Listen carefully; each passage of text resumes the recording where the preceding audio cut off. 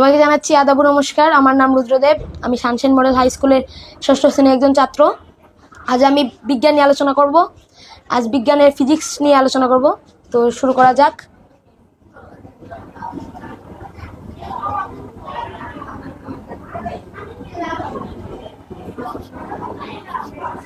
তো আসলে আমি ফিজিক্সের আজ বল ও শক্তি নিয়ে আলোচনা করব। আমার যেটা মেইন বল ও শক্তি।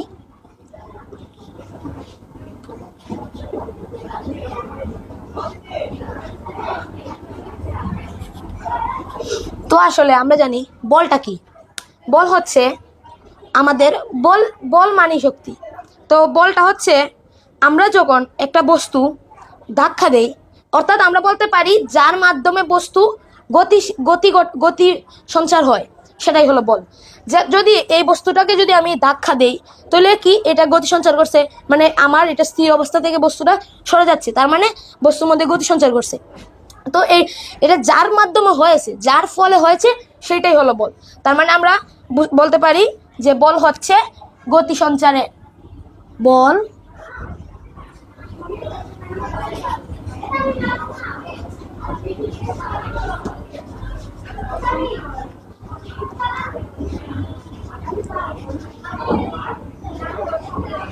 গতি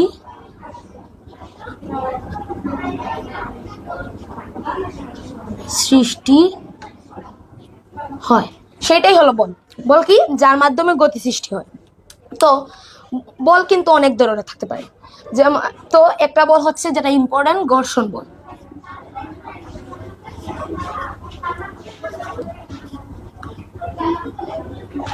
ঘর্ষণ বলটা কি? ঘর্ষণ মানে কি? ঘর্ষণ মানে হচ্ছে যদি এই কলম আর এই ডাস্টারের মধ্যে যে আমি এইভাবে যদি আমি তাদের ঘর্ষণ সৃষ্টি করতে পারি, তো ওই যে তাদের যে পরস্পরের যে স্পর্শটা হচ্ছে, এটাই হচ্ছে ঘর্ষণ। ঘর্ষণ বলটা কেন জরুরি? কারণ ঘর্ষণ বল মাধ্যমে আমরা কিন্তু এই যে আমি এখন যে আমি স্থির অবস্থায় দাঁড়িয়ে আছি, সেটা কিন্তু আমার ঘর্ষণ বলের জন্য। যদি আমি আমার মধ্যে কোনো আমার পায়ের নিচে বা মাটিতে কোনো ঘর্ষণ বল না থাকতো, তাহলে আমরা চলমান থাকতাম। তো আমরা বলতে পারি ঘর্ষণ বল হচ্ছে যার মাধ্যমে গতি থামে।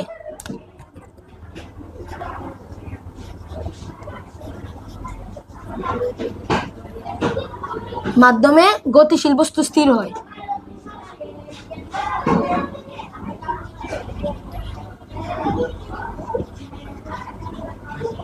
বস্তু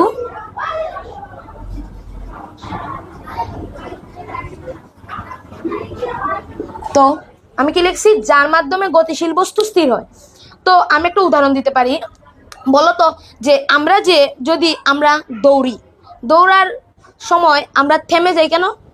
বা আমরা চাইলে তো ঘর্ষণ বল না থাকলে আমরা সারা দিনই চলমান থাকতাম কেন? আচ্ছা, তুমি দৌড় ছাড়া যদি একটা মার্বেলের চিন্তা করো, একটা মার্বেল যদি আমরা মাটিতে এইভাবে ছেড়ে দেই, তো এইটা কেন শেষ প্রান্তে গিয়ে থেমে যায়? কারণ তার ঘর্ষণ বল কমে যাচ্ছে, ধীরে ধীরে তার ঘর্ষণ বল কমে যাচ্ছে। এটা হচ্ছে মূল কারণ। আর যদি ঘর্ষণ বল থাকাটাও জরুরি, আবার অনেক ক্ষেত্রে না থাকাটাও জরুরি। যেমন আমাদের নিজের ক্ষেত্রে যদি চিন্তা করি, ঘর্ষণ বল থাকা জরুরি। আর ঘর্ষণ বল কোন ক্ষেত্রে না থাকা জরুরি? বৃষ্টির ক্ষেত্রে ঘর্ষণ বল, মানে বৃষ্টির দিনে যদি ঘর্ষণ বল না থাকে, তাহলে কি আমরা স্লিপ খাবো, মাটিতে স্লিপ খাই। আমরা মাটিতে স্লিপ খাই কেন?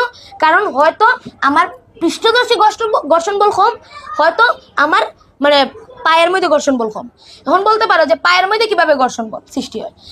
আমরা পায়ের মধ্যে যে আমাদের পায়ের মধ্যে কিন্তু হাতের তালুর যদি আমরা চিন্তা করি, এই যে আমার হাতের তালুর মধ্যে অনেক কাঁচ কাটার মতন দাগ আছে। তো ওইটা থাকার কারণ হচ্ছে, এটা আমি যদি মাইক্রোস্কোপের মাধ্যমে বিজ্ঞানী দেখিয়েছেন যে এই যে একটা বস্তু যদি আমি মাইক্রোস্কোপ দ্বারা দেখি, দেখা যাবে যে কোনো বস্তুই সমান না। মানে কোনো বস্তুই যে একদম মানে তার মধ্যে কোনো কাজ কাটাই নেই, এইরকম না। যদি আমরা এটা মাইক্রোস্কোপ দ্বারা দেখি, দেখা যাবে যে বস্তুটি এইরকম কাজ কাটা দেখা যাবে। আর পৃষ্ঠদর্শ কিন্তু সমান না, পৃষ্ঠদর্শের ক্ষেত্রেও দেখা যাবে এইরকম। তো ওই যে আরেকটা বস্তু পরস্পর তাদের স্পর্শ করে, ওই স্পর্শের ফলে কিন্তু ঘর্ষণ বলটা সৃষ্টি হয়। যদি আমরা দেখি যে যদি মনে করো যদি আমরা চাই ঘর্ষণ বল কমাতে কি করতে হবে এবার আমরা দেখব। ঘর্ষণ বল কমানোর জন্য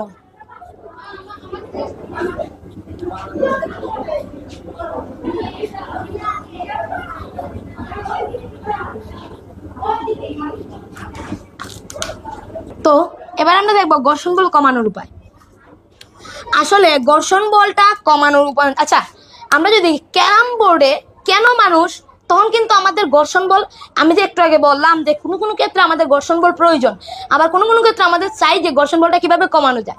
সেজন্য মানুষ কিন্তু ক্যারাম বোর্ডের ক্ষেত্রে যদি বরিক পাউডার বা ঘর্ষণ বল কমানো যায় এমন কিছু যদি কোনো পাউডার জাতীয় বা কোনো কিছু না দেয়, তাহলে কিন্তু গুটিটা কিন্তু আমাদের মানে গন্তব্যে পৌঁছাবে না, অর্থাৎ আমাদের পকেটে পৌঁছাবে না। সেজন্য মানুষে ক্যারাম বোর্ডে বরিক পাউডার দেয়। তো এটা একটা খুব সুন্দর একটা উদাহরণ। যদি আমরা দেখি ক্যারাম বোর্ডে যে আমরা বরিকটা দেই, এটা কিন্তু ওই যে বরিক যে পাউডারটা দেই এটা কিন্তু ঘর্ষণ বল কমানোর আরেকটা উপায়। তো এটা 1 নম্বর উপায়, powder, boric powder, boric powder বা শুধু পাউডার হলেও চলবে।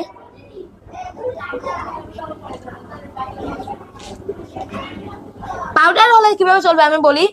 তোমরা চাইলে পরীক্ষা করে দেখতে পারো যে বাসায় পাউডার ফ্লোরের মধ্যে ফেললে দেখবা যে এটা কিন্তু স্লিপ খায়, পিছলা হয়। তো এটার কারণ হচ্ছে কারণ ওইটার মধ্যে ওই দুইটা ঘর্ষণ বলটা তৈরি করতে পারছে। এই যে আমার যে এই যে কাঁচ কাটাগুলো ছিল পাউডার থাকায় সেগুলা এইভাবে পূরণ হয়ে যায়। যদি আমরা একটু দেখি, তুমি একটা জায়গা বড়, আমি আরেকটা উদাহরণ দিই, তুমি একটা জায়গা খনন করছো, তখন যদি বৃষ্টি পড়ে পানি কি এইখানে পড়লে কি এখানেই থাকবে নাকি ওই উচ্চ জায়গা থেকে নিম্ন জায়গায় পড়ে যাবে? কোনটা? উচ্চ জায়গা থেকে নিম্ন জায়গায় পড়ে যাবে। এইটাও সেম। বরিক পাউডার যে আমরা যদি পাউডার দেই, পাউডার যদি এইসব স্থানে পড়ে মানে স্পর্শ অন্য বস্তু স্পর্শ পেয়ে সেটা ওই ক্ষতস্থানে পড়ে এটা পূরণ হয়ে যাবে, তার মাধ্যমে ঘর্ষণ বল আমাদের কমে যাবে। তো 1 নম্বর উপায় পাউডার দেওয়া। 2 নম্বর আর একটা যদি দেখি তেল বা মোবিল। তো তেল বা মোবিল, এখন বলো তো তেল মাটিতে ফেললে বা ফ্লোরে ফেললে কেন সেটা পিছলা হয়ে যায়? কারণ তার মধ্যে ঘর্ষণ বল বেশি। তো এইটাই, আমরা যদি ঘর্ষণ বল, তার মধ্যে কিন্তু ঘর্ষণ বলটা নাই, যদি আমরা চাই ঘর্ষণ বলটা কমাতে, তাহলে আমাদের ফ্লোরে বা আমরা যে স্থানে ঘর্ষণ বল কমাতে চাই সেখানে বরিক পাউডার ফেলতে হবে, নয়তোবা তেল বা মোবিল ফেলতে হবে। আচ্ছা কেন বলো তো কেসি গেটে কেন মোবিল দেয়? কারণ তারা কেসি গেটে যদি মোবিল না দেয় সেটা আটকে যাবে, চলবে না, কারণ সেখানে ঘর্ষণ বল বেশি হয়ে যাবে। এখন এখানে যদি মোবিল দেয় তাহলে কি ঘর্ষণ বলটা কমে যাবে, তার মাধ্যমে কি এটা মানে চলবে, ফ্রিতে চলবে। তো আরেকটি উপায় পৃষ্ঠদেশ মসৃণ করা।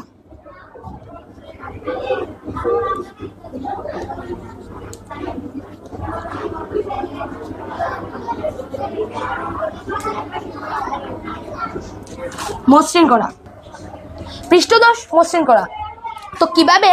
আচ্ছা আমি যদি একটা উদাহরণ দেই, বলো তো মার্বেল যদি আমরা মাটিতে ছেড়ে দিই, এইটা হলো মাটি,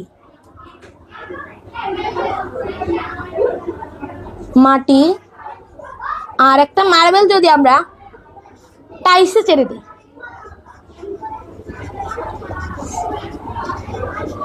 একটা মার্বেল যদি মাটিতে ছাড়ি আর টাইলসে ছাড়ি, তো কোন জায়গায় মার্বেলটা থামবে কম?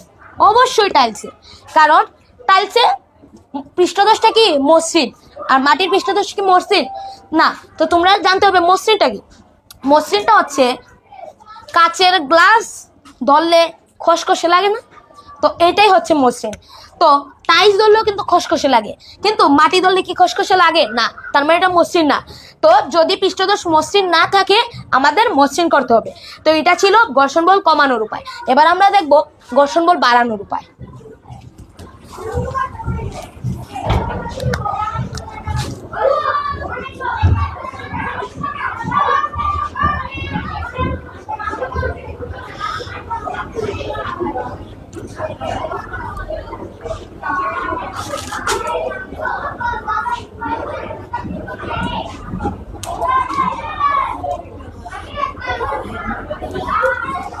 তো এবার আমরা দেখি ঘর্ষণ বল বাড়ানোর উপায়টা কি। আসলে এখন সব ক্ষেত্রে বেশি যে ইম্পর্টেন্ট ঘর্ষণ বল বাড়ানো, কারণ ঘর্ষণ বল না বাড়াইলে যে ফল হইতে পারে অ্যাক্সিডেন্ট ঘটবো। কিভাবে?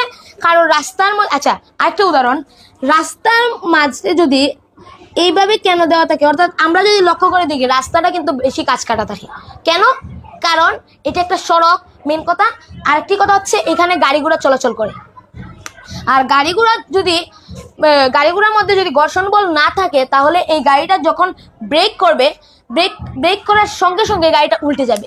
তো এটার প্রধান হচ্ছে গিয়া এটাতে আমার ঘর্ষণ বল বেশি থাকা হচ্ছে প্রয়োজন, কারণ গাড়ির জন্য। সেকেন্ডলি আমার নিজের জন্য। কেন?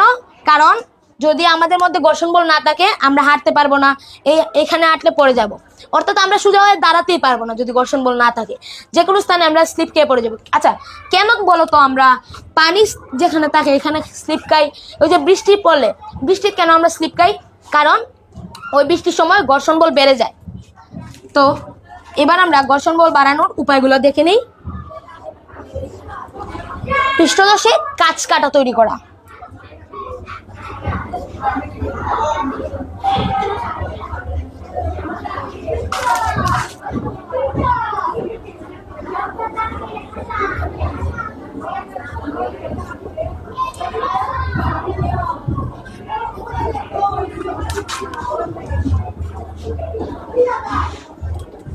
পৃষ্ঠদেশে কাঁচ কাটা তৈরি করা। তো আচ্ছা সাইকেলের চাকা কেন হঠাৎ স্লিপ খায় বলো তো? কারণ সেখানে কাঁচ কাটা নাই। কাঁচ কাটা কি? এই যে ধরো এটা যদি আমরা ধরি একটা সাইকেলের চাকা যদি আমরা ধরি, দেখা যাবে যে সাইকেলের চাকার মধ্যে এই ছোট ছোট কিছু রেখার মতন থাকে।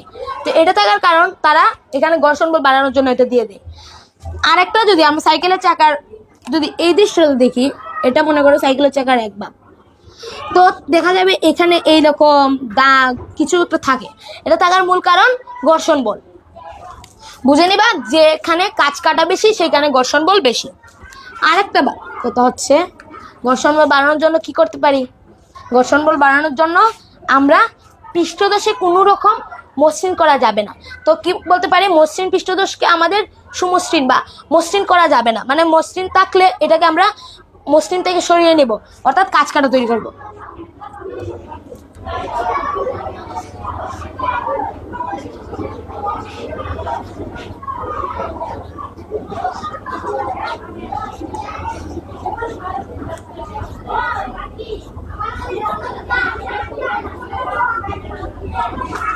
এই দুইটাই হলো ঘর্ষণ বল বাড়ানোর প্রধান যে উপায়গুলো।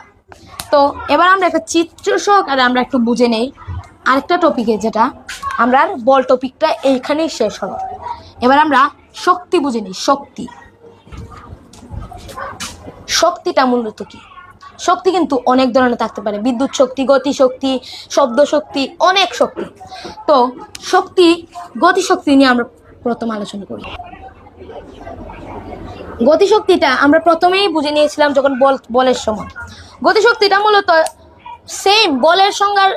তোমরা যদি বলের সংজ্ঞা জানো, গতিশক্তির সংজ্ঞাটাও জেনে নিবে।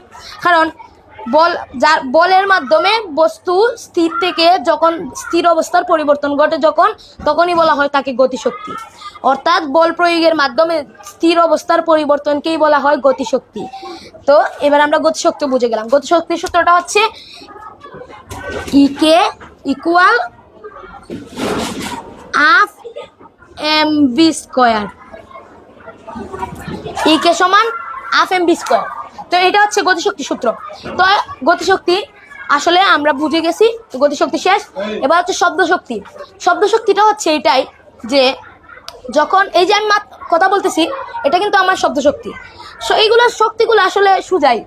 শব্দশক্তি হচ্ছে যখন এই যে আমি কথা বলতেছি, এটা হচ্ছে আমার শব্দশক্তি। যে আমার যে বস্তুর কম্পনে বলে যে আমার যে শক্তির উৎপন্ন হচ্ছে সেটাকে বলা হয় শব্দশক্তি।